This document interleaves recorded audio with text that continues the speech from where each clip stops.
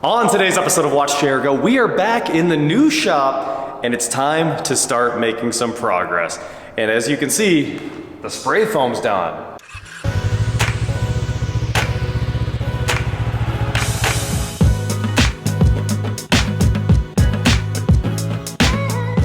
What is going on, guys? I am WatchJRGo, and today, like I said, I'm back. The spray foam's actually been done since last Friday, but today we're back with paint. Air conditioners, well, we've had those. It's time to put those in. We've got air conditioner pads. We're gonna get some of that work done.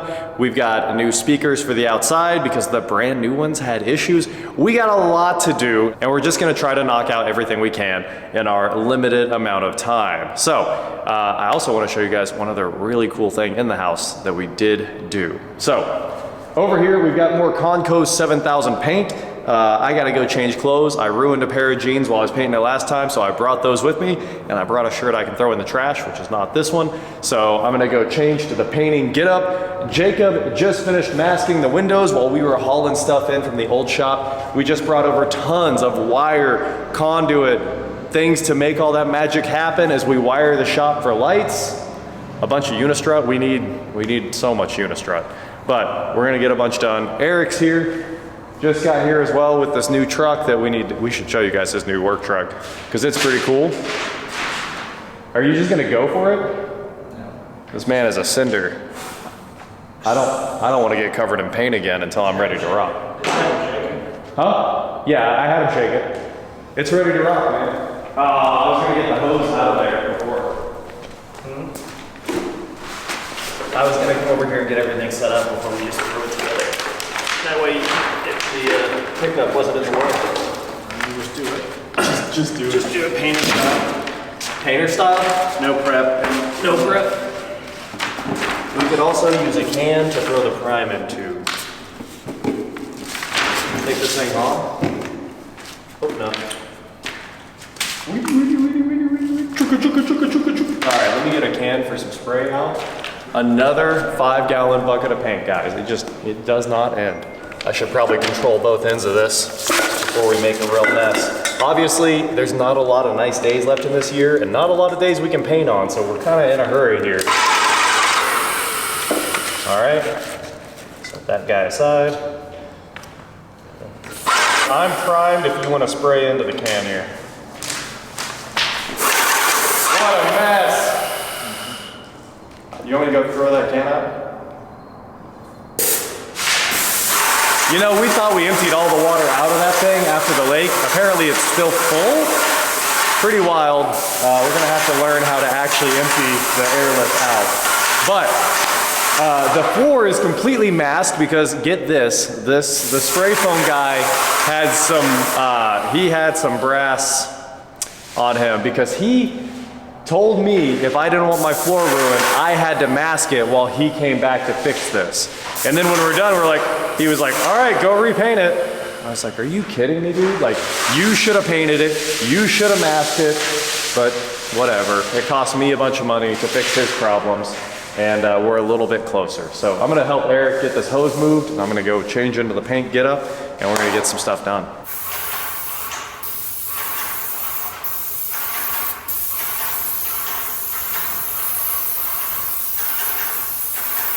Now there's one part of this project that I only took a little bit of video of, and that is getting these pads poured for the ACs, the outdoor parts of our mini splits. And it was pretty funny because the concrete truck pulled in. I shot a little bit of video of them pouring this and immediately got stuck. So it was definitely too wet after that historic flooding, and the concrete truck pulled in here. We can see these massive ruts and holes are. Definitely wiped out the yard. And my little F-250 pulled it right out. Now, obviously, the F-250 has, it's not gonna sink, even though, I mean, it weighs too much. The F-250 is basically always stuck, like it won't drive up a hill with gravel on it without going into four-wheel drive, because it weighs like 7,000 and change. So it's open diff unless you pull the locker out.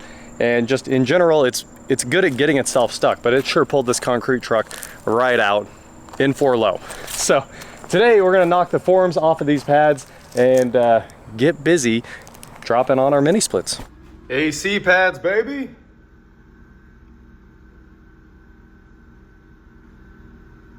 I do wish I had a little bit of video of the stuck semi-truck and the F-250 doing some work there. But as you guys know, once you get moving on something like that and it's this wet, if you stop, it's all over. So I never let out of the throttle again. We creeped along pretty fast for 4 low and ripped him all the way out of the house and back to the gravel.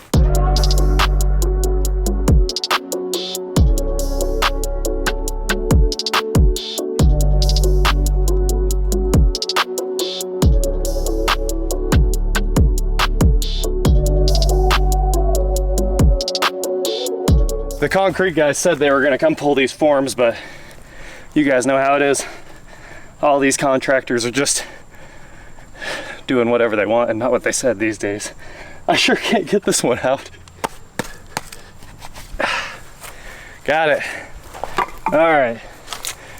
I'm gonna kick this extra dirt back around these things and we're ready to set some units. Let's see if I can fix just a little bit of what this concrete truck did to my yard.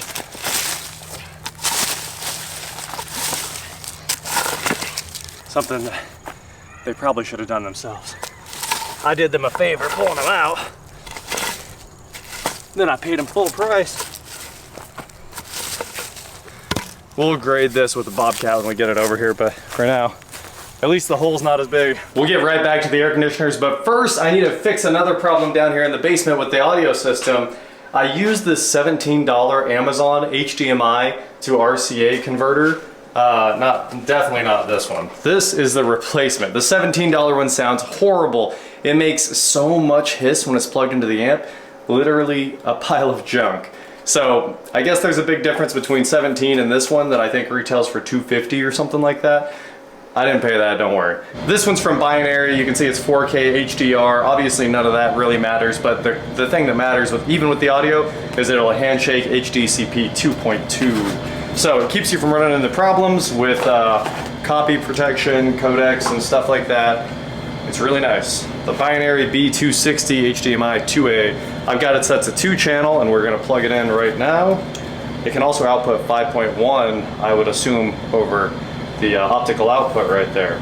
So we'll go ahead and get this thing unrolled, get it plugged in place of the Amazon one, and there should be no more noise. And then I can go back to working and having music that sounds good outside. That's our goal. We've got the Binary audio extractor hooked up to our EA1 there, so we should be ready to rock and roll. Let's go see what it sounds like now. Over here, we got our units set. So this is roughly where they're gonna go. I have some anti-vibration feet I'm gonna mount right now. I just have to go buy some washers real quick. And then those anchor into the ground, so I'll be back in just a minute with some big washers for the base. Should look good, should be quiet. You know, all the goals here, trying to do it right. I also need some small unistrut to mount my disconnects. I'll probably put my disconnect right here or something where I can pick up this piece of wood. I'm not gonna do the indoor units. I mean, we have everything here to do them, but we don't have a vacuum pump and gauges here. So a few things that you need, bender, and then we can come up, punch a hole, and set the unit itself. I think the unit itself it actually centers on this. So we ended up moving both units in on the shop because I didn't want this ending up right behind the gutter and having to go down with the gutter and out somewhere. So we just slid both of them in an equal amount, and the indoor part of the mini split will land right there. So we'll come up with our line set, go under and up or something like that. I don't love it, but there was no good way to do this to make sure everything's centered on a one of the truss boxes inside. It has to look good inside, so outside we just did what we had to do to make it work. And more huge news inside the house. Take a look at this wall. This is what the opening is going to look like. I know it looks a little dumb right now, but this wall here is actually moving out. One stud chase. It's so much work to get 16 more inches in a room, basically. But yeah, this is gonna go ahead and slide over, which will take up all of this space, and the closet and this wall will be nice and squared off. This will all be open. I know it looks like poorly cut and uneven, but I cut the laser line so precisely, apparently if it's even off by a hair, it looks wrong. But we'll get all this cleaned up, re-sheetrock it all. We're gonna put a granite cap on top of this, so you've got kind of a drink rail, hangout spot where you can lean over, talk to people in the living room, whatever you need to do. And of course, this is actually already cut. But before I rip all of this support out, I'm probably going to add a reinforcement. It doesn't need it, I don't think it's gonna move, but just before I punch that out of there, I do wanna go ahead and add one bit of support right there.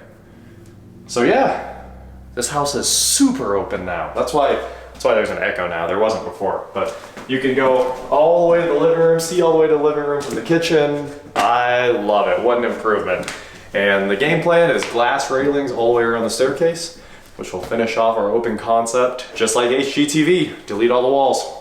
All right, let's go fix more things. I put Klipsch AW650s outside, 2 of them, and they're part of the reference line, if I remember right, AW650 outdoor, I don't remember, maybe just the inside speakers are a reference, but one of them showed up with a dead tweeter. Crazy, right? Like I usually don't have this many issues, but Klipsch 2-dayed me a new speaker. Like they said they were 2-daying me a new tweeter, and I was like, cool, it looks pretty easy. You can pry the grill off, make 4 screws, swap out the tweeter, plug in the wires, done, right? Maybe 10 minutes of work. They didn't do that. You guys aren't gonna believe this. I am mind blown.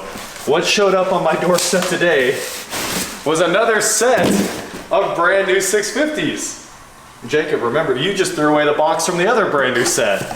So they didn't ask for the old ones back or anything like that. They actually, I had an email in like the first 10 seconds. It was like, I've confirmed that we're sending out the part, that's all it said, and you don't need to send anything back. This is the part? Man, what a deal.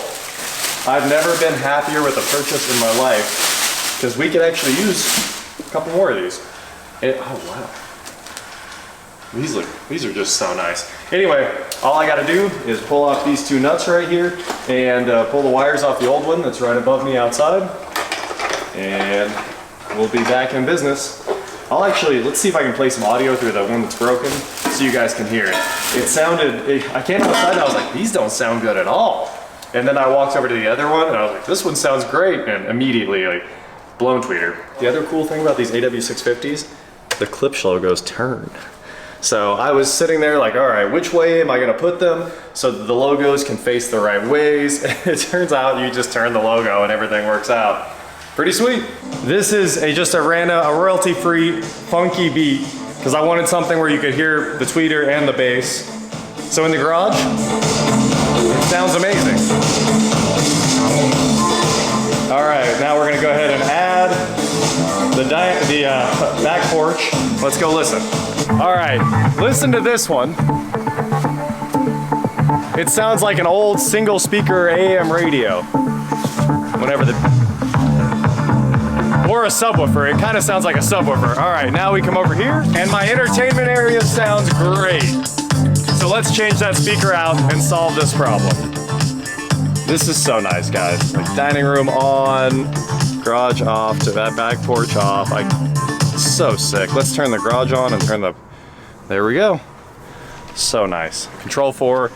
I'm kind of thinking we're gonna Control 4 this whole thing and not do HomeKit. Well, all that's left now, after the 2 seconds of work that it takes to change one of these speakers, is to run back downstairs and fire up our music again. Put myself a little drip loop behind there on the wire, and hopefully now, there's no more issue. That's roughly the angle that I wanted. Try to keep it out of the neighbors' yards. These are 100 by 100 degree horns, if I remember right. So you figure there's something like that, and you don't want to be wasting a bunch of sound throwing it up here at the soffit, so that's what I came up with for an angle. There we go, huge shout out to Klipsch. These things rock, it sounds great again. It's nice that you can change these that fast. Anyway, mind blown by the customer service, mind blown by how easy it is to work on, and mind blown by the fact that I can turn on and off every room in the house like that. And it will also integrate with all your voice assistants, so you can make it easy.